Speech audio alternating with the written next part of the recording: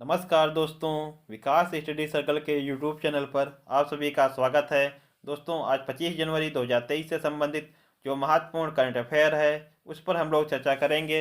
आप लोग दोस्तों वीडियो के साथ अंत तक अवश्य बने रहें तथा वीडियो को ज़्यादा से ज़्यादा लाइक करें, शेयर करें और चैनल को अधिक से अधिक सब्सक्राइब करें। चलिए दोस्तों, देखते हैं। आज का हमारा पहला प्रश्न है, 27 से 31 जनवरी तक होने वाले संघाई सहयोग संगठन संघाई कॉरपोरेशन ऑर्गेनाइजेशन फिल्मोत्सव का आयोजन कहाँ किया जाएगा। तो दोस्तों, संघाई सहयोग संगठन जो एससीओ है, इसके फिल्मोत्सव का आयोजन जो है मुंबई में किया जाएगा। मुंबई महाराष्ट्र में किया जाएगा, ध्यान रखें आप लोग दोस्तों।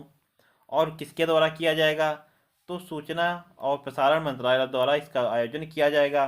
कब से कब तक? 27 से 31 जनवरी तक आयोजन किया जाएगा। आपको पता होगा एससीओ की दोस्तों 2023 में बैठक कहाँ होनी है? तो हमारे भारत में ही दोस्तों इसकी बैठक 2023 में होनी है।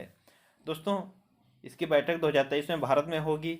और एससीओ की मुख्यालय की बात की जाए कि इसका मुख्यालय कहाँ है, तो बीजिंग चीन में दोस्तों संघाई सहयोग संगठन का मुख्यालय है। 2022 में दोस्तों इसकी बैठक कहाँ हुई? तो समरकंद उज्बेकिस्तान में दोस्तों, समरकंद उज्बेकिस्तान में इसकी दोस्तों बैठक 2022 में हुई थी। ध्यान रखें आप लोग दोस्तों, 2022 में बैठक कहाँ हुई? समरकंद उज्बेकिस्तान में। और 2023 में हमारे भारत देश में होनी है। दोस्तों, संघाई सहयोग संगठन की बात की जाए कि इसकी स्थापना कब की गई, तो इसकी स्थापना हुई 1996 ईस्वी में। और जब स्थापना के समय इसका नाम क्या था? तो दोस्तों संघाई 5। ध्यान रखें आप लोग दोस्तों, स्थापना के समय इसका नाम क्या था? संघाई 5। और इसका नाम एससीओ कब पड़ा? तो सन 2001 में दोस्तों इसका नाम एससीओ पड़ा। तो दोस्तों, इसमें वर्तमान में संघाई सहयोग संगठन की बात की जाए, इसमें सदस्य देश कितने हैं? तो इसमें दोस्तों वर्तमान में जो 9 सदस्य देश हैं, 9 सदस्य देश हैं। और नवीनतम कौन सा सदस्य देश है?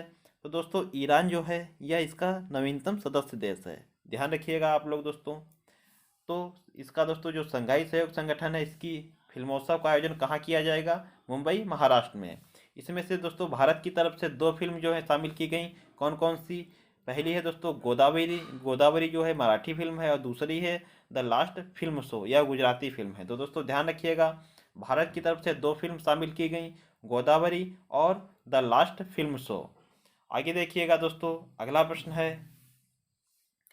वासेनार व्यवस्था 2023 में अध्यक्ष कौन है? तो दोस्तों वासेनार व्यवस्था का 2023 में अध्यक्ष कौन है? हमारा भारत दोस्तों इसका भी 2023 में अध्यक्ष है। आप लोग दोस्तों, आप लोगों को पता होगा सन 2023 में भारत दोस्तों किसकी किसकी अध्यक्षता कर रहा है? तो दोस्तों जो एससीओ की अध्यक्षता भारत कर रहा है 2023 में।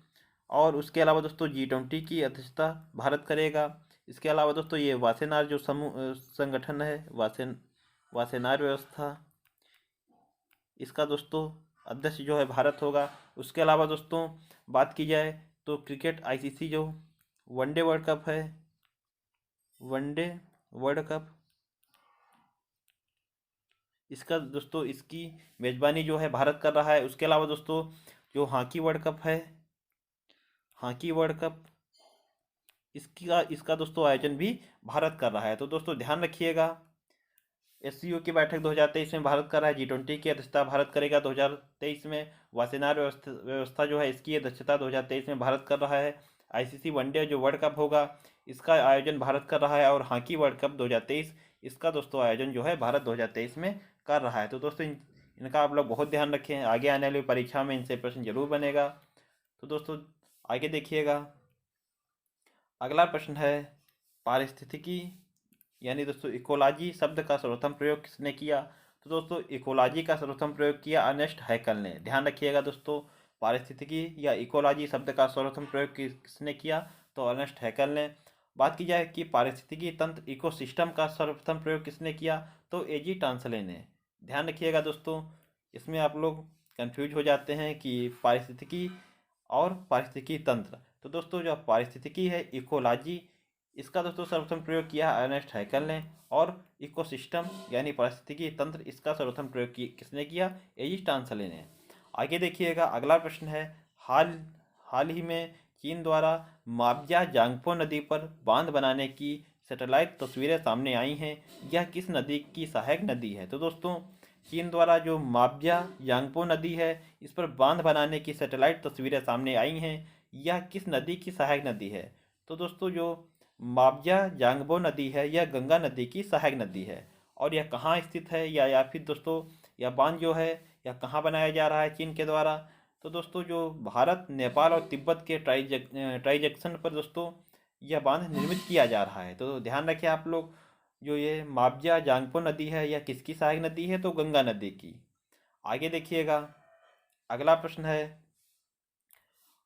ओजोन सांद्रता का मापन किसमें किया जाता है? तो दोस्तों डॉप्सन में ओजोन सांद्रता का मापन किया जाता है। और ओजोन परत किसमें दोस्तों पाई जाती है? तो समताप मंडल में दोस्तों, समताप मंडल में ओजोन परत पाई जाती है।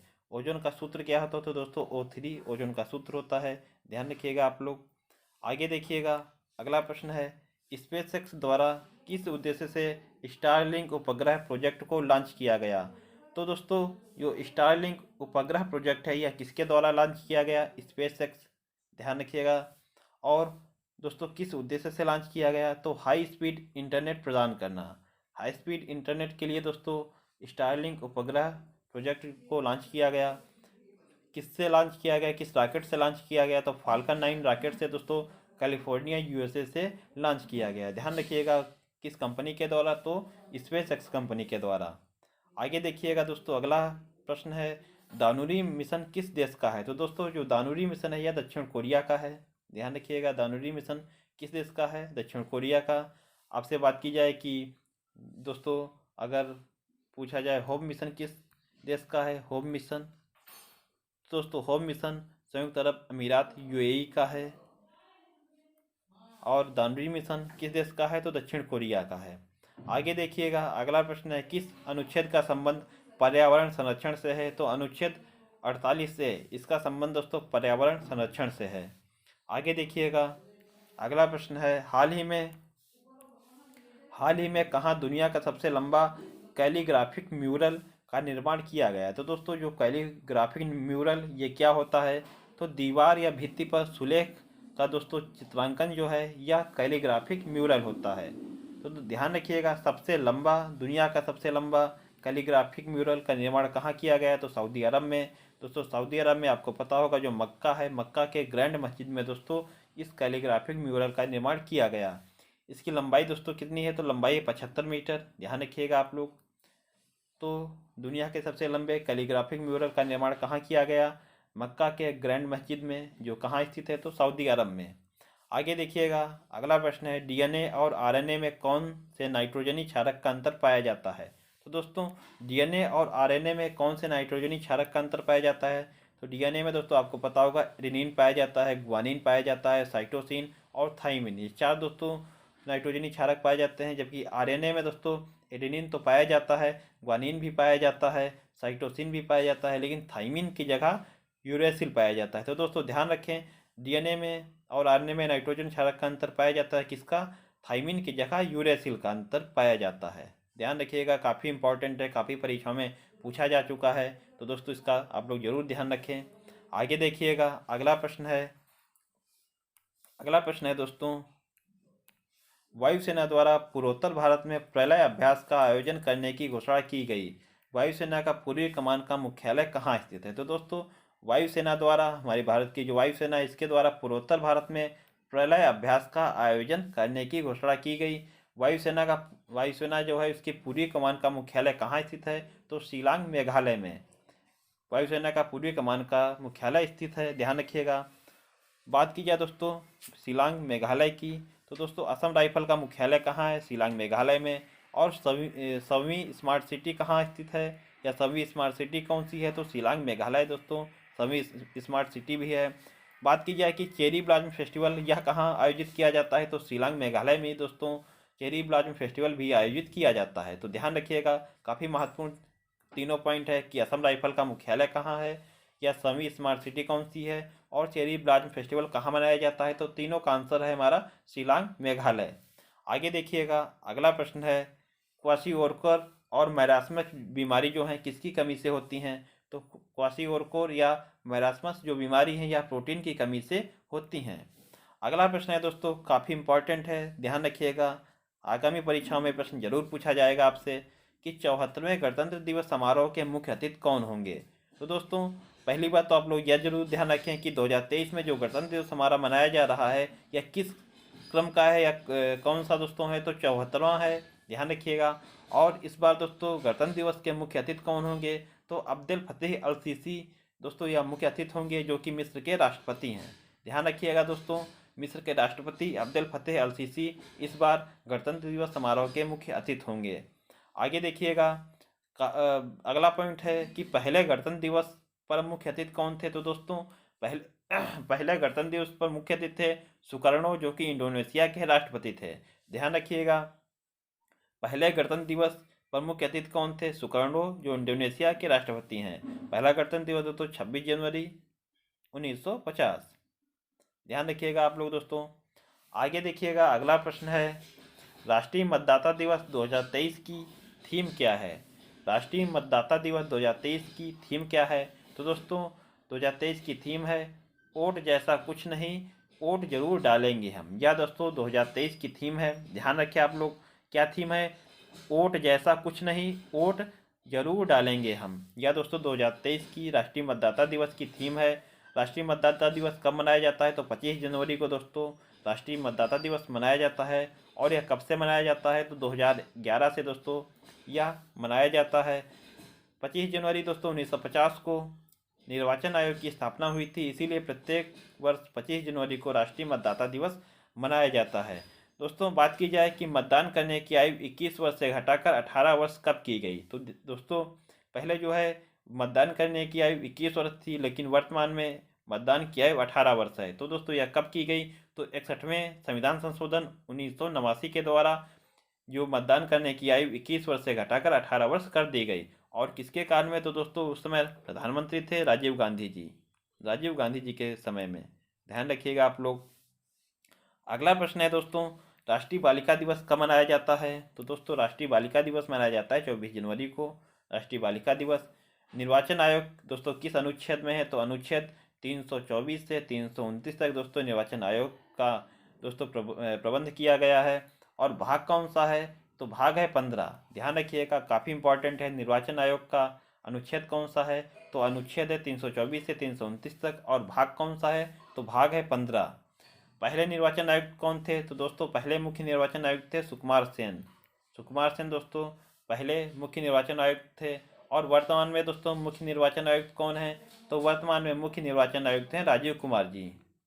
दोस्तों इनका जो मुख्य निर्वाचन आयुक्त होते हैं, इनका कार्यकाल कितना होता है, तो दोस्तों इनका कार्यकाल होता है 6 वर्ष या 65 वर्ष, जो भी पहले हो। तो ध्यान रखिएगा, कार्यकाल कितना होता है, 6 वर्ष या 65 वर्ष, इसमें जो भी पहले हो। आगे देखिएगा, अगला प्रश्न है हृदय में विकार का पता लगाने के लिए किसका प्रयोग किया जाता है।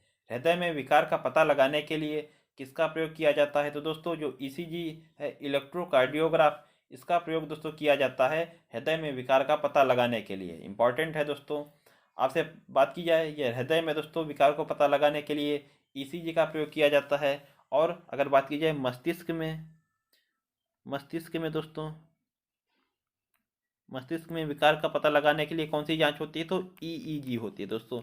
इसमें आप लोग कंफ्यूज ना हो कि हृदय में विकार का पता लगाने के लिए किस किस जांच का प्रयोग किया जाता है, तो ईसीजी का। और मस्तिष्क में दोस्तों विकार का पता लगाने के लिए कौन सी जांच होती है, ईईजी। इसमें दोस्तों ईसीजी इलेक्ट्रोकार्डियोग्राफ है, और इसमें दोस्तों इलेक्ट्रोइंसेफेलोग्राफ होता है। ई का यहाँ पर दोस्तों मतलब होता है इनसिफिलोग्राफ। तो दोस्तों ध्यान रखिएगा। आगे देखिएगा, अगला प्रश्न है प्रधानमंत्री राष्ट्रीय बाल पुरस्कार 2023 जो प्रधानमंत्री राष्ट्रीय बाल पुरस्कार 2023 से कितने लोगों को सम्मानित किया गया। दोस्तों इंपॉर्टेंट प्रश्न ये भी है कि प्रधानमंत्री बाल पुरस्कार 2023 से कितने लोगों को सम्मानित किया गया, तो 11 लोगों को, 11 बच्चों को दोस्तों सम्मानित किया गया। ये 6 श्रेणियों में दोस्तों दिए गए हैं, ध्यान रखिएगा आप लोग। और किसके द्वारा दिए गए, तो राष्ट्रपति द्रौपदी मुर्मू जी के द्वारा पुरस्कार प्रदान किए गए। तो दोस्तों ध्यान रखिएगा, प्रधानमंत्री राष्ट्रीय बाल पुरस्कार 2023 कितने बच्चों को दिए गए, 11 बच्चों को, 6 श्रेणियों में दिए गए। और किसके द्वारा प्रदान किए गए, तो राष्ट्रपति द्रौपदी मुर्मू जी के द्वारा। और इसमें पुरस्कार राशि कितनी है, तो दोस्तों पुरस्कार राशि है 1 लाख रुपए। ध्यान रखिएगा आप लोग। आगे देखिएगा दोस्तों, अगला प्रश्न है, शरीर में ऑक्सीजन का परिवहन किसके द्वारा होता है? तो दोस्तों शरीर में ऑक्सीजन का परिवहन जो है वह हीमोग्लोबिन के द्वारा होता है। शरीर में ऑक्सीजन का परिवहन किसके द्वारा होता है? हीमोग्लोबिन के द्वारा।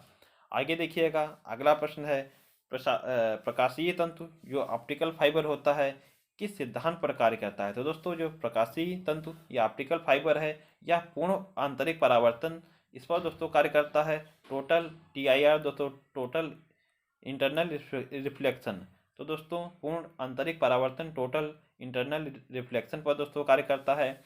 ये दोस्तों प्रकाशिक तंत्र या ऑप्टिकल फाइबर की बात हो गई दोस्तों। अगर बात की जाए मृगमरीचिका या हीरे का चमकना, तो दोस्तों ये भी दोस्तों पूर्ण आंतरिक परावर्तन पर ही कार्य करते हैं। तो ध्यान रखिएगा दोस्तों, आपसे प्रश्न बनता है कि मृगमरीचिका या हीरे का चमकना किस सिद्धांत पर कार्य करते हैं? तो पूर्ण आंतरिक परावर्तन पर।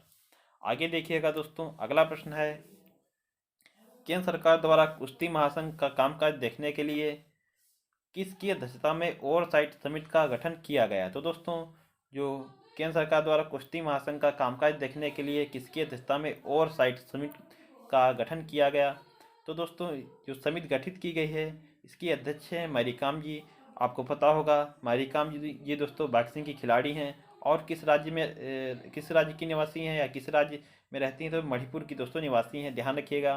कुश्ती महासंघ के अध्यक्ष कौन थे दोस्तों? ब्रजभूषण सिंह जो सांसद हैं या दोस्तों कुश्ती महासंघ के अध्यक्ष थे। लेकिन अभी दोस्तों आपको पता होगा कि कुछ जो कुश्ती के खिलाड़ी हैं उनके द्वारा दोस्तों इन पर यौन शोषण का दोस्तों आरोप लगाया गया है, तो इन्हें दोस्तों पद से हटा दिया गया है। और जो ओवरसाइट समिति गठित की गई है वो उसकी दोस्तों अध्यक्ष कौन है? तो मैरीकॉम, ध्यान रखिएगा। आगे देखिएगा, अगला प्रश्न है, तो अगला प्रश्न है दोस्तों, कार्यस्थल पर यौन शोषण को रोकने के लिए सुप्रीम कोर्ट के द्वारा 1997 में विशाखा गाइडलाइन जारी की गई थी। तो दोस्तों काफ़ी इंपॉर्टेंट है, आपसे पूछा जा सकता है कि विशाखा गाइडलाइन जो है इसका संबंध किससे है? विशाखा गाइडलाइन तो दोस्तों कार्यस्थल पर यौन शोषण को रोकने के लिए सुप्रीम कोर्ट के द्वारा 1997 में विशाखा गाइडलाइन जारी की गई थी। और दोस्तों वहीं दूसरा जो पॉइंट है कि बच्चों के साथ यौन शोषण को रोकने के लिए पॉक्सो एक्ट 2013 में लागू किया गया है। जो दोस्तों बच्चों के साथ यौन शोषण को रोकने के लिए पॉक्सो एक्ट 2012 में लागू किया गया है और कार्यस्थल पर यौन शोषण को रोकने के लिए सुप्रीम कोर्ट के द्वारा 1997 में विशाखा गाइडलाइन जारी की गई थी। काफ़ी इंपॉर्टेंट है दोस्तों, दोनों पॉइंट आप लोग ध्यान रखिएगा। आगे देखिएगा, अगला प्रश्न है, हिमाचल प्रदेश के मुख्यमंत्री द्वारा प्रदेश को कब तक देश का पहला हरित राज्य बनाने की घोषणा की गई? तो दोस्तों हिमाचल प्रदेश के मुख्यमंत्री वर्तमान में कौन है? तो दोस्तों सुखविंदर सिंह सुक्खू जो हैं हिमाचल प्रदेश के वर्तमान मुख्यमंत्री हैं और इनके द्वारा दोस्तों हिमाचल प्रदेश को देश का पहला हरित राज्य बनाने का लक्ष्य या घोषणा कब तक की गई? तो वर्ष 2025 तक। ध्यान रखिए दोस्तों, काफ़ी इंपॉर्टेंट प्रश्न है। 2025 तक दोस्तों जो है लक्ष्य रखा गया है कि हिमाचल प्रदेश को हरित राज्य बना दिया जाएगा। हरित राज्य का अर्थ क्या है दोस्तों? तो इसमें दोस्तों जो आपके स्वच्छ ऊर्जा है, स्वच्छ ऊर्जा उसका उपयोग किया जाएगा। स्वच्छ ऊर्जा मीन्स दोस्तों जैसे आपका सौर ऊर्जा हो गया, सौर ऊर्जा दोस्तों, जल विद्युत ऊर्जा और दोस्तों जैसे हाइड्रोजन, इसका उपयोग दोस्तों ईंधन के रूप में किया जाएगा, ना कि दोस्तों जो दोस्तों आपके खनिज तेल होते हैं इनका दोस्तों उपयोग नहीं किया जाएगा। तो ध्यान रखिएगा कि हिमाचल प्रदेश के मुख्यमंत्री सुखविंदर सिंह सुक्खू जी द्वारा प्रदेश को कब तक देश का पहला हरित राज्य बनाने की घोषणा की गई? तो वर्ष 2025 तक। दोस्तों हिमाचल प्रदेश में वर्तमान विधानसभा सीट कितनी है? तो 68 दोस्तों विधानसभा सीट हैं। आगे देखिएगा, अगला पॉइंट है कि भारत द्वारा शुद्ध शून्य कार्बन उत्सर्जन का लक्ष्य कब तक रखा गया? तो दोस्तों भारत द्वारा शुद्ध शून्य कार्बन उत्सर्जन का लक्ष्य रखा गया है वर्ष 2070 तक। ध्यान रखिएगा। आगे देखिएगा, अगला प्रश्न है, ऊर्जा का पिरामिड सदैव कैसा होता है? तो दोस्तों ऊर्जा का पिरामिड सदैव सीधा होता है। आगे देखिएगा, अगला पॉइंट है, शिक्षा, जनसंख्या, वन्यजीव मापतौल को दोस्तों 42वें संविधान संशोधन 1976 के द्वारा समवर्ती सूची में रखा गया। काफ़ी इंपॉर्टेंट दोस्तों है, ध्यान रखिएगा। पूछा जा सकता है कि शिक्षा, जनसंख्या, वन्यजीव मापतौल को किस संविधान संशोधन के द्वारा समवर्ती सूची में रखा गया? तो 42वें संविधान संशोधन 1976 के द्वारा इसे समवर्ती सूची में रखा गया। ये आपसे पूछा जा सकता है कि ये जो शिक्षा जनसंख्या वन वन्यजीव मापतौल किस सूची के विषय हैं, तो समवर्ती सूची के विषय हैं। आगे देखिएगा, आज का हमारा अंतिम प्रश्न है, उत्तरी गोलार्ध में सबसे बड़ा दिन कब होता है। तो दोस्तों उत्तरी गोलार्ध में सबसे बड़ा दिन होता है 21 जून को। ध्यान रखिएगा, उत्तरी गोलार्ध में सबसे बड़ा दिन कब होता है, 21 जून को। और 21 जून को दोस्तों क्या मनाया जाता है, तो अंतर्राष्ट्रीय दोस्तों योग दिवस। अंतर्राष्ट्रीय योग दिवस दोस्तों 21 जून को मनाया जाता है। ध्यान रखिएगा दोस्तों। तो दोस्तों ये थे आज के हमारे कुछ करंट अफेयर की दृष्टि से महत्वपूर्ण प्रश्न। आशा करता हूँ आप लोगों को वीडियो पसंद आया होगा। दोस्तों वीडियो पसंद आया हो तो वीडियो को लाइक करें, शेयर करें और चैनल को अधिक से अधिक सब्सक्राइब करें। मिलते हैं दोस्तों अपने अगले वीडियो में, तब तक के लिए आप लोगों को बहुत बहुत धन्यवाद। जय हिंद दोस्तों।